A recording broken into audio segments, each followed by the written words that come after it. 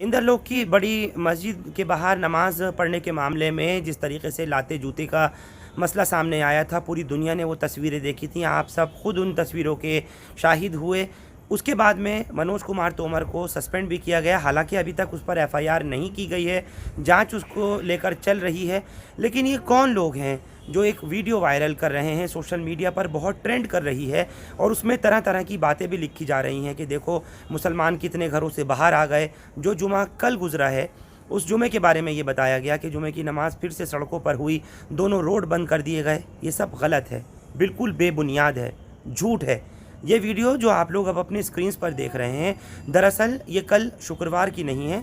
रमज़ान का कल पहला जुमा था, लेकिन ये कल की वीडियो नहीं है।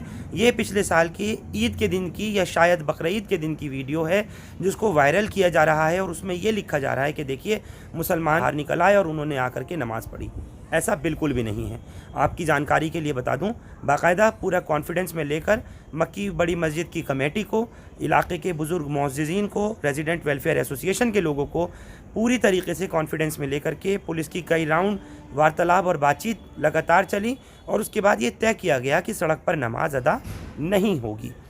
ये भी तय किया गया कि मस्जिद के अंदर जितनी जगह फुल हो जाएगी, लोग ज़्यादा हो जाएंगे क्योंकि रमज़ान चल रहे हैं और जुमे के दिन ज़्यादा क्राउड होता है, जैम पैक्ड होता है मस्जिद में अंदर का भी हिस्सा, तो बाहर रोड पे आने की जगह एक बार, 2 मरतबा, 3 मरतबा, जितनी बार भी जमात हो अंदर ही हो जाएगी।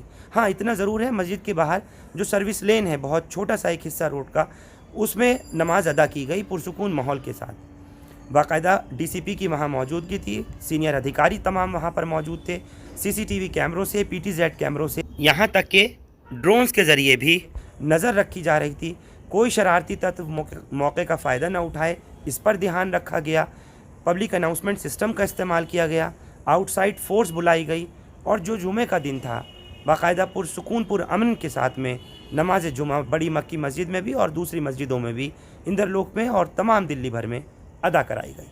अपनों की यादें खुशबू की तरह होती हैं, चाहे कितने भी खिड़की दरवाजे बंद कर लो, हवा के झोंके के साथ अंदर आ ही जाती हैं। अब हवा चले ना चले, हमारे इत्र के साथ बनाई यादें हमेशा आपके साथ रहेंगी। जमजम परफ्यूम्स, हजरत निजामुद्दीन से निकली खुशबू जो पिछले 30 साल से आपकी यादों का हिस्सा है। जबकि आज 30 हज़ारी अदालत में स्पेशल मेट्रोपॉलिटन मजिस्ट्रेट की कोर्ट में एक फ़्रेश एप्लीकेशन, एक कंप्लेंट वहाँ पर दायर की गई है एडवोकेट फराज खान की तरफ से, जो कि कंप्लेनेंट इन पर्सन हैं। उस पर मेट्रोपॉलिटन मजिस्ट्रेट ने कंसर्न डीसीपी मनोज मीना से 1 मई 2024 तक जवाब मांगा है। आर्गूमेंट सुनने के बाद में जो ऑर्डर किया गया है उसमें लिखा है, let action taken report be called from concern DCP for 1 May 2024। बहरहाल रमज़ान का पहला जुमा भी गुजर गया, पुरसुकून शांतिपूर्वक तरीके से नमाज जुमा अदा भी हो गई, सब कुछ हो गया। लेकिन अब से ठीक 3-4 दिन पहले Delhi police headquarters Jaisingh road, जो कि नई दिल्ली का वीवीआईपी इलाका है, वहाँ बंगला साहब लेन में बैठ कर के जयसिंह रोड के करीब में ही पिंकी चौधरी, जो कि हिंदू रक्षा दल का नेता है, घंटों तक वहाँ पर बैठ कर के इन लोगों ने हनुमान चालीसा का पाठ भी पढ़ा, प्रोटेस्ट भी किया और मनोज कुमार तोमर के सस्पेंशन को वापस लेने के लिए, यानी जो कुछ मनोज कुमार तोमर ने किया नमाजियों पर लाते जूते की, उसको सही ठहराते हुए, मनोज कुमार तोमर के सस्पेंशन को गलत ठहराते हुए उसको वापस लेने के लिए बाकायदा पुलिस पर दबाव बनाने की कोशिश की और लगभग 1 से 1.5 घंटे तक ये प्रदर्शन दिल्ली पुलिस हेडक्वार्टर के बाहर जयसिंह रोड के करीब चलता रहा। इसके खिलाफ क्या कार्रवाई की गई, क्या कुछ एक्शन लिया गया, इस बारे में अभी तक कोई जानकारी नहीं दी गई। बीच रोड पर बैठकर ही धरना और प्रदर्शन चलता रहा। पुलिस के कई अधिकारियों के पसीने छूटते रहे और उसके बाद फिर जब माथापच्ची हुई तब कहीं जाकर के धरने और प्रदर्शन को पिंकी चौधरी से कह करके ख़त्म कराया गया। मैं चाहता हूँ वो तस्वीरें भी आप देखिए। लेकिन इतनी देर तक ये जो कुछ चल रहा था रास्ता बंद रहा। एक बार मैं कहना चाहता हूँ, सभ्यता के दायरे में सभ्यता के दायरे में रहते हुए हम लोगों ने काम करना है।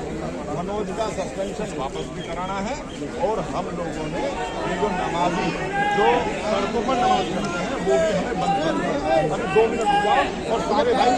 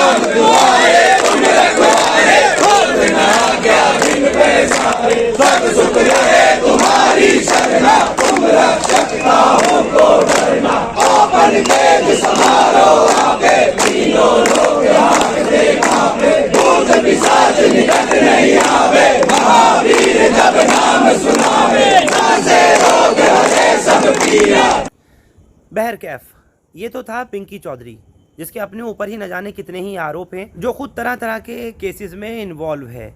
यूपी पुलिस का ये हिस्ट्री शीटर भी बताया जाता है, ऐसे सूत्र कहते हैं। कुछ तो हो गया, और ये पिंकी चौधरी था जो मनोज तोमर के सस्पेंशन को, उसके सस्पेंड किए जाने को, उसके खिलाफ एक्शन लिए जाने को गलत ठहरा रहा है और नमाजियों के ऊपर लाते जूते मारने पर उसको सही ठहरा रहा है। लेकिन ऐसे बहुत से हिंदू बरादरान हैं, ऐसे बहुत से सिख लोग हैं और दूसरे मज़हब के लोग हैं जिन्होंने ये कहा कि किसी की पूजा पद्धति में इस तरीके से लात मारना, धक्के देना, गाली गलौज करना, ये सब कतई नहीं होना चाहिए। बाकायदा ऐसे बहुत से लोगों ने हिंदुस्तान लाइव से भी बात की थी। उन्होंने अपने बयान में खुले तौर पर कहा था कि नमाजियों के ऊपर जो खुदा की इबादत कर रहा हो, रोड के साइड में हो और उस जगह पर उनके लाते जूते मारी गई हों, उसको लोगों ने गलत ठहराया था। एक बार उन हिंदू और सिख भाइयों को भी सुनिए ज़रा।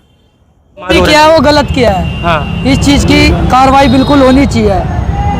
कोई नमाज पढ़ रहा, चाहे वो हिंदू हो चाहे मुसलमान हो, ये अधिकार गलत है। पुलिस कोई पूजा पद्धति कर रहा है, इजाजत चाहे ना थी, कैपेसिटी ज़्यादा थी, इसलिए वो बैठे हुए थे।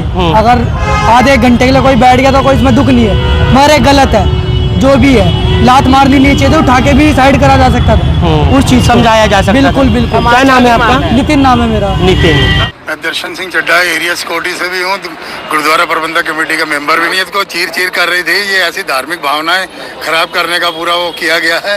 दिल्ली पुलिस को ऐसा नहीं करना चाहिए था।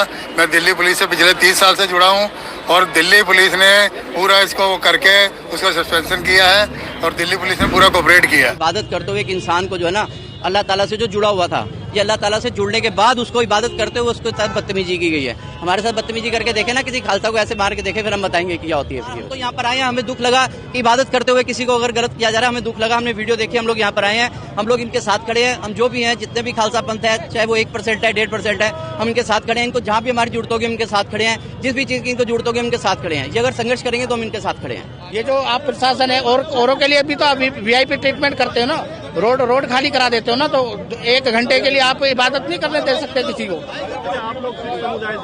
हम सिख समुदाय से आते हैं, इसका विरोध कर रहे हैं, ये गलत बात है, ठीक है ना, और ये गलत है और इसका विरोध है।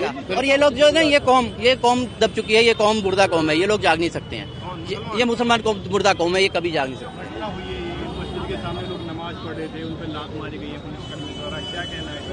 मैं आपके चैनल पे वर्ड यूज कर सकता हूँ, बुरा ना माने तो बैन भी। लात नहीं मारी गई है, ये इबादत करते हुए एक इंसान को जो है ना अल्लाह ताला से जो जुड़ा हुआ था, ये अल्लाह ताला से जुड़ने के बाद उसको इबादत करते हुए उसके साथ बदतमीजी की गई है। हमारे साथ बदतमीजी करके देखे ना, किसी खालसा को ऐसे मार के देखे, फिर हम बताएंगे क्या होती है। फिर तो सुना आपने, एक तरफ पिंकी चौधरी जैसों की सोच है और दूसरी तरफ इन लोगों की जिनको अभी आप सुन रहे थे। आप लोग हमारे साथ इस खबर पर जुड़े, आप सबका बहुत बहुत शुक्रिया। हिंदुस्तान लाइव फरहान याया यूट्यूब पर सब्सक्राइब कर सकते हैं और क्लिक कर सकते हैं बेल आइकन हमारी खबर की पहली नोटिफिकेशन के लिए। फेसबुक पर हमारा page Hindustan live Farhan Yahiya follow और लाइक कर सकते हैं। Thank you for now.